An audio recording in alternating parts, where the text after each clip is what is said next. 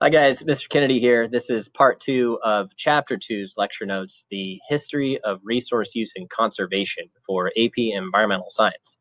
So today we're going to start off with taking a look at a divided world and go on and look at how resources are distributed amongst human populations. And we start with this very simple idea, and that the World Bank estimates that 1.4 billion people on our planet live in extreme poverty. Okay, to be living in extreme poverty, just kind of give you some perspective, that means that this group of people is living on less than $1.25 per day in US money. I don't know about you, but I can't imagine living on that little. But 1.4 billion people in the world today are living at that scale. The poor are often victims and agents of environmental degradation. They are trying to basically meet their survival needs at the cost of long-term sustainability. For example, if we go to certain parts of Africa, Gambia as an example, people will, deliberately cut down trees, literally in a, slash and burn type strategy, because they need the wood, not to heat their homes, but to cook with and things like that. They don't have natural gas resources. They don't have electricity in their homes. So wood is, what they use. At the end of the day, this is basically stripped the area of most of the trees, and they're not coming back. So the poor in those areas, because they don't have access to electricity, running water, all that kind of stuff like that, are degrading the environment, chopping down all these trees faster than the trees can replenish themselves. So they're meeting their immediate survival need, cooking food with that, burning wood, and etc., without thinking about the long-term sustainability. In this class, there's an example that we're going to get into on Easter Island with an indigenous population called the Rapa Nui, and you're going to see a similar scenario play out there. Anyways, the cycle of poverty as a result of this lifestyle will continue over generations, and at the end of the day, that's the thing that keeps people doing what they're doing, and the thing that is very difficult to deal with and very difficult to break. Moving on from here, about 1/5 of the world's population lives in countries with a per capita income of greater than $35,000 per year. 1/5. Okay, so the other 4/5 is kind of like in middle or low income countries. So if you think about the US, if you think about your own standard of living, chances are we're in that 1/5, right? The majority of the world is living at a standard of living well beneath what we have here in the United States. This creates a gap between the rich and the poor, which is only continuing to increase and affect the quality of life that people have. Okay, just to kind of give you an idea of some quality of life indicators that we use, comparing lower or least developed countries to most developed countries. The gross domestic product per person in a least developed country is about $1,006. In some place like the US, it's 35,768. The poverty index in least developed countries is upwards of 60%, and in the more developed countries like the US, it's near zero. Life expectancy in a least developed country is about 58 years. Here in the United States, you can expect on average to live to about the age of 80. Literacy in a least developed country is 58%, in more developed countries 99%. The female secondary education. So female secondary education means that they have an education above 6th grade. Okay, that's not college educated. That just means above 6th grade. Okay, in least developed countries, it's 11%. So 11% of women have an education in a least developed country that is beyond what you learned in the 6th grade. Okay, in the more developed countries like the US, it's 95%. Fertility. This might be a connection into the literacy piece. in a least developed country, fertility is 4.8, which basically means the average reproductively capable female in a country that is not developed like the United States is having close to 5 kids during her reproductively capable years. In the more developed country, they're having somewhere around 1.8. Okay. There's a lot of, discussion as to why this is. One of the things that you can kind of look at is that, if women are in school, then chances are they are working towards a career. And if you're in a career, then chances are you're going to be waiting longer to have kids, which is why the more developed countries have the lower fertility rate. Okay. Infant mortality can also be a measure of that. In a least developed country, infant mortality is around 120 per 1,000. In the United States, it's 5. Okay, so if again we look at why the fertility rates are what they are, that's almost like saying, in a least developed country, you have to have 5 kids just to maybe guarantee that one of them might survive to adulthood. Whereas in the United States, if you have 2 kids, the odds are much better that not just one, but both would survive to adulthood. Okay, so these are all quality of life indicators and give you kind of an idea and disparity between the 2 different worlds that exist on our planet. Big question we have as we compare the disparity in distribution in least developed and more developed countries is there enough for everybody? And we kind of talked about this in the past. So wealthy nations, while we make up a very small fraction of the world population, consume the majority of the world's resources and produce the majority of the world's pollution. The US makes up 4.6 of the world's total population. That's just the US, 4.6, so not even 5% of the world's population is in the US. But we consume 25% of all the oil and generate 50% of all the toxic waste in the world. That's pretty crazy. If all the residents of China were to match American consumption, it would actually take 4 extra Earths just to support the people of China using current technology. Economic progress. So since World War II, the average real income in developing countries has doubled and life expectancy has actually increased 30%. So that all sounds good, but wait, right? There's more. The worldwide gap between the rich and the poor has also widened.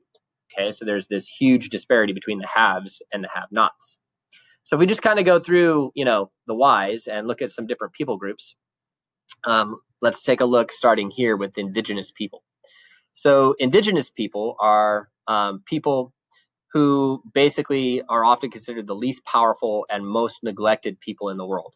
At least half the world's 6,000 distinct languages of indigenous people are actually dying away. Indigenous homelands may harbor vast percentages of the world's biodiversity, which makes them a target for developed countries that are hungry for resources. Recognizing native land rights and political rights may often be a solid ecological safeguard, as indigenous peoples have a rich knowledge of local habitats, but it all comes back to dollars and cents. So we got to visit this idea of ethics again. So if we talk about what is available in terms of indigenous people and native lands, we got to deal with the idea of what is right and what is wrong. And everybody's opinion, ethical ideology might be a little bit different because of how you were raised, the country that you grew up in, the culture that you grew up in, etc. But ultimately, if we just look at ethics this way, it's a branch of philosophy that's concerned with right or wrong. Okay, I'm not going to sit here and tell you how you should think, how you should behave, or what is right or what is wrong. I'm simply going to point out both sides of the coin for you and let you choose. Environmental ethics deals with our moral obligation to the world around us. So if we're learning about environmental ethics, we're learning about the moral obligation that we have to the world. Now, your idea of what is moral and what is not moral may be different than mine, okay? But that's what the ethical ideology or ethical perspective is all about. So worldviews, they're really a set of basic beliefs, images, and understandings that shape how we see the world around us. And they determine what questions are valid to ask and how we will interact with the environment. So to kind of give you an example, like who or what has more moral value?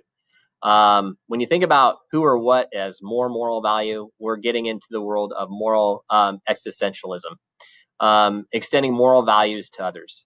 Should moral extensionism include granting some degree of moral value to animals, plants, and the environment? Or is the only thing that is valuable a human, right? That's the question that we have to deal with. What is valuable? Value is a measure of worth of something. So is a human valuable? Is your cell phone valuable? Is a tree valuable, right? And as you think about that value, you have to measure the inherent and instrumental value of that object. Inherent value is an intrinsic right to exist or innate worth. So if you say your cell phone's valuable because it cost you $1,000, does it have inherent value? Does it have a right to exist? Right? Does it have innate worth just because you paid $1,000 for it? Instrumental value. If it has instrumental value, the items have worth only because they are for use or valued by another person.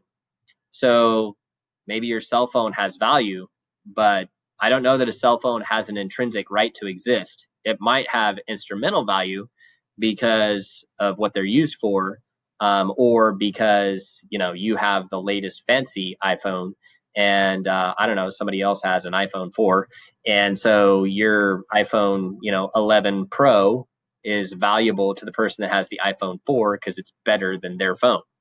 Okay, so what we value really again goes back to our ethical perspective and how we are raised. And there are a lot of things that play into this. Not just moms and dads, culture, community, but even religion can play into this. Ethical and moral values are often rooted in religious traditions, and you don't have to be a religious person to have religion play a role in your moral or value decision-making processes. The idea of stewardship comes out of religious traditions, and the idea of stewardship just means that as humans, we have the role or responsibility for taking care of the resources that we are given.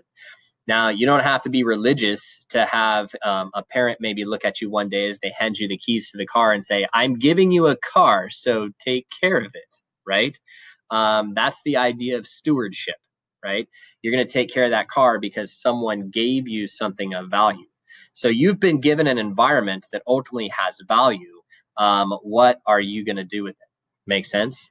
And maybe its value is monetary for you. Maybe it's aesthetic for you. You just like natural beauty. I don't know, but there's value in it at some level. And that brings us to environmental justice. So environmental justice ultimately plays out as we look at the economic status of the poor, minorities in the U.S., those that are underrepresented globally, often are subjected to a disproportionate amount of environmental health risks in their neighborhoods and their workplaces. Basically, this is that gap between the haves and the have-nots, and the haves are taking advantage of the have-nots. And that opened the door to the field of environmental justice, which combines both civil rights and environmental protection to demand a safe and healthy environment for everybody. To give an example, I want to show you this picture. As you look at this picture, some people look at it and go, there's nothing wrong with this picture. These kids are just playing on a playground. But if you look at what's in the background, you've got a factory, a power plant that has been built in very close proximity to this playground. And although we can't see it, I'm sure there's some sort of emission that is potentially dangerous for these kids. That factory was put there simply because no one else wanted it in their backyard. Okay. This is a form of what's called environmental racism, which leads to toxic colonialism. Environmental racism is an inequitable distribution of environmental hazards that's based on race alone. Lead poisoning in children as a result of drinking water from aging plumbing or eating paint chips in older buildings is an example of this phenomenon. Those that are poor often live in those types of conditions, so kids are exposed to those much more frequently. At the bottom point there, at all income levels, African American or Black children are 2 to 3 times more likely to suffer lead poisoning in the United States than are white children because of the environmental racism. Toxic colonialism is the practice of targeting the poor and communities or communities of color in developing nations as waste disposal sites. Native Americans have been subjected to numerous attempts to set up hazardous waste sites, landfills, or incinerators on their reservation, simply because it's easy to take advantage of that group, or maybe even to feed them a story, a lie that this is somehow better for them. Okay, so all of these issues have developed out of our distribution of resources. And I want to remind you very quickly of the perspectives that we've talked about, how we use our resources. So here's a few slides on that. Remember John Muir, right? He said, as a preservationist, we need to try to pick out, try to pick out anything by itself. We find it hitched to everything else in the universe. So we can't just take one thing and use it without there being consequences for something else. He wanted, John Muir wanted to preserve nature. He and Guilford Pinchot came up with that wise use theory that we talked about. Theodore Roosevelt really pushed the wise use and started to establish national parks. Wise use basically said, hey, it's not that we have, it is not what we have that will make us a great nation. It's the way we use it. Okay. Aldo Leopold, also a preservationist like John Muir, basically said, hey, we need to save every cog and wheel in the first, saving every cog and wheel is the first precaution of intelligent thinking. He was the father of wildlife management and the United States wilderness preservation system. John Wesley Powell, he was a wise use ethic believer. His, ideology was that, hey, only build where there is sufficient snowmelt or access to water, no large dams sending water far away, right? So he was concerned about life on rivers and how that was going to impact power availability. So I want to give you a couple of examples here, and I'm going to do this in a separate video just to kind of save us time, of applications of this stuff. And I'm going to ask you some questions like, should we build a dam or should we not build a dam, and things like that for you to think about and apply some of these different perspectives and just kind of, get an idea of where you are with your moral and ethical decisions on how we would handle our resources in the environment. All right, so look for that in Chapter 2, Part 3.